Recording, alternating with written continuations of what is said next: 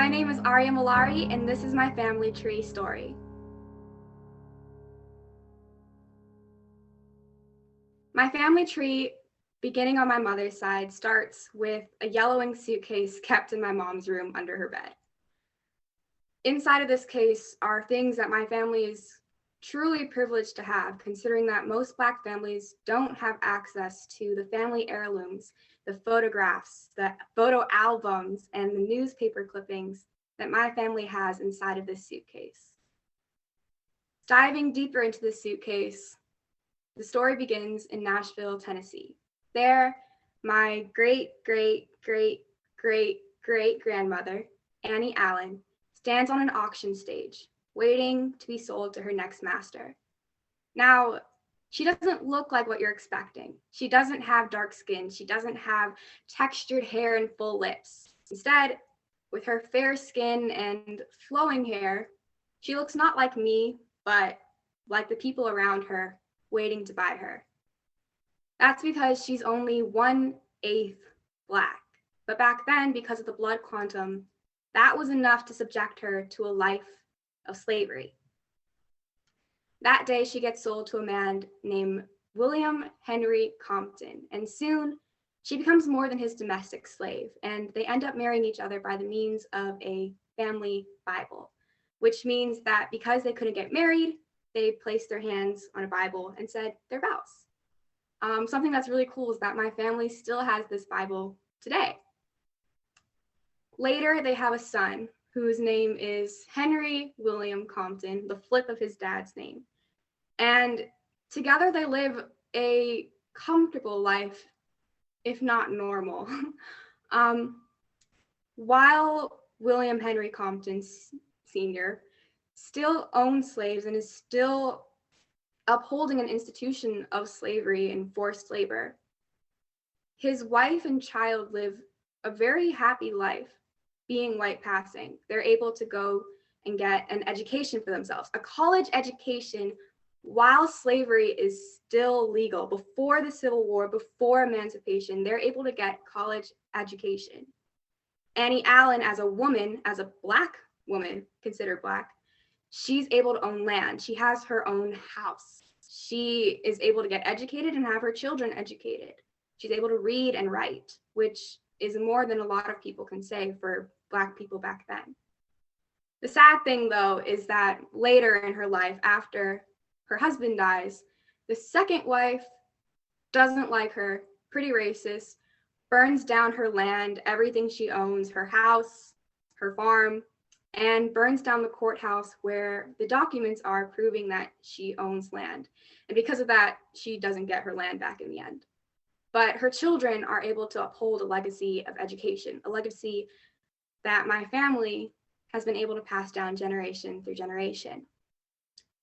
Annie Allen's son, Henry William Compton, later marries a woman named Jenny Scruggs. Jenny Scruggs is the daughter of a slave and an overseer.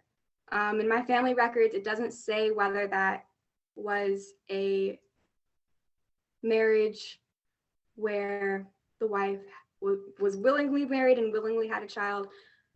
I hope it was, but only history knows that part. Together, Jenny Scruggs and Henry William Compton have a child who is my great-great-grandmother, Annie Martha Compton. It ends there. It gets confusing with the names sometimes, honestly. My mother is always talking about her grandmother and how she was just an amazing woman ahead of her time. Annie Martha, who was still of fair complexion, still white passing, is able to get her college degree from Fisk. She's able to graduate magna cum laude, and she's able to have a job and work and further education and even teach at the university from which she graduated. What makes her truly amazing, though, is her dedication to breaking racial barriers. Annie Martha has my grandmother, Annie Lee Compton Smith. And there was one thing that she really wanted to do, and that was break down the racial barriers in education and start to integrate schools so that Black children could have the same access to education that their white counterparts had. And so my great grandmother, my great grandmother was dedicated to this, and she decided that her daughter, Annie Lee, was going to go to Chicago. She was going to be one of the first Black children to integrate University of Chicago lab school. And that's exactly what she did. She moved her entire family to Chicago and enrolled my grandmother, Annie Lee Compton Smith, as one of the first 7 Black children to enroll at University of Chicago lab school. And from there, my grandmother is able to break down even more racial barriers. She's able to graduate high school by the age of 14. She graduates from Howard University by the age of 18. She's able to travel and go to Mexico and attend university there. And she's just a genius. And she's a testament to how education has just changed our lives for the better and made us stronger, made us more powerful, made us who we are today. And it's just incredible. Something that was really important to her was using her privilege, using her access to education to help people like her, to help the Black community. And so in addition to teaching and in addition to raising my grandmother to be an educated, strong Black woman, she raises a daughter who spreads her love of education. And Annie Lee, my grandmother, also becomes a teacher in the Black community. Later in life, my grandmother meets my wonderful grandfather, who sadly I never got to meet, Oliver Brown. And like my grandmother, Oliver Brown is the great-grandchild of slaves and was the first African-American graduate of University of Chicago Law School. And together, with a bunch of other wonderful children, they have my mother, Annie Catherine. It's a lot of Annies, I know. But my mother ends up not naming me Annie, but Aria, signifying that we've entered a new era, a new sun, a new age, and that I now have the opportunity to live in a better world and to create a better world and to forge a new legacy for myself. The name Aria is not just homage to my mother's side, but also to my father's side of the family. Aria, with the first letters being A-R, share the first letters of my grandmother's name, Arceli. And that's where the next half of the story takes us.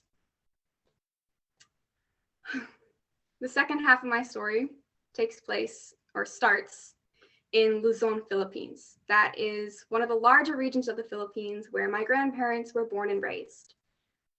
There, my grandmother, what I see her sitting in her house. She lives in a modest house near the city. She's more well off than most of the people in Luzon, and she's studying. She tells me, I was always studying, I was always reading, I was always buried in textbooks because I knew that that was my way out, you know? I was always dreaming of the life that I wouldn't have here. And it wasn't that she didn't love the Philippines. It wasn't that her heart didn't belong to the Philippines. It's just that she knew that she was an educated woman and that there were more opportunities for her beyond the islands. And she holds this dream within her, and she studies and she studies and she studies, even graduating early from university. Later, she meets my grandfather, Faustino Mallare. And unlike her, he comes from a poorer background. He lives on the rural side of Luzon, and he helps his grandfather take care of the farm. He helps his family cook and clean and take care of the children. And instead of having free time to himself to go and hang out with friends and family, he's on the farm helping work the land and taking care of the buffaloes and the horses and the goats and the pigs, which he says he enjoyed a lot. They later meet and they fall in love immediately. And they get married, and then they have my dad, Alden Mallare. And during this time, my grandfather is able to get his visa, which is something that they've both really, really been wanting, especially now that they have a child. They want to be able to give him the life that they wanted for themselves. They want to be able to give him opportunities. They want to give him, a great education, a great life. And so the minute my grandfather's visa gets approved, they say, okay, we have to say goodbye and we're going to go to the United States now, which is exactly what they did. My father says that it was a confusing time for him as a 4-year-old. He has just mastered Tagalog, which is one of the main dialects of the Philippines. He's, in preschool doing all of this. And meanwhile, his family is packing up their houses and the relatives are starting to act strange around them. And what he says his first memory is standing at the airport and watching his home grow farther and farther away. And later, he sees the sunrise of the United States. And they arrive. And that's kind of what I think about when I think about my ancestry, is a sunrise, rising, going from where we are now to something better, to something more, to something brighter, to something stronger, to something more beautiful. Anyway, they arrived in the United States and they established themselves in Chicago.